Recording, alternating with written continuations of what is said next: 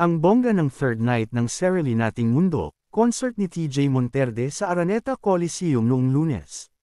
Maraming mga celebrity na nanood. Nakita nga naming sabay na dumating ang magjowang Miles Ocampo, Elijah Canlas at magkasama sila sa iisang sasakyan. Nanood din ang magka-love team na Fayang Smith at JM Ibarra at na-happy ang pub fans. Kasama nga pala naming nanood ng concert ni TJ si Martin Nievera, na tatay-tatayan, ng una at ng misis niyang si KZ Tandingan. Nakita rin namin sa concert si Min Bernardo, nanay ni Catherine Bernardo. Nang makaalis na kami sa Araneta Coliseum ay may fans na nagme-message sa amin. Ang tanong nila ay kung totoong nanood ba sina Catherine at Alden Richards ng concert ni TJ. Hindi naman namin nakita doon ang Kathden kaya tinanong namin ang isang may kinalaman sa production kung totoong magkasama sa Araneta Coliseum ang mga bida ng Helio, Love, Again, at Big No ang sagot sa amin.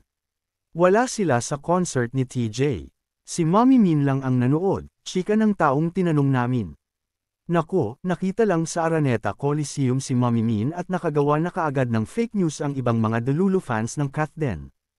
Ang ibang mga fans talaga, sobrang miss na ang Kathden Love Team kaya nakakagawa ng ilusyong chika.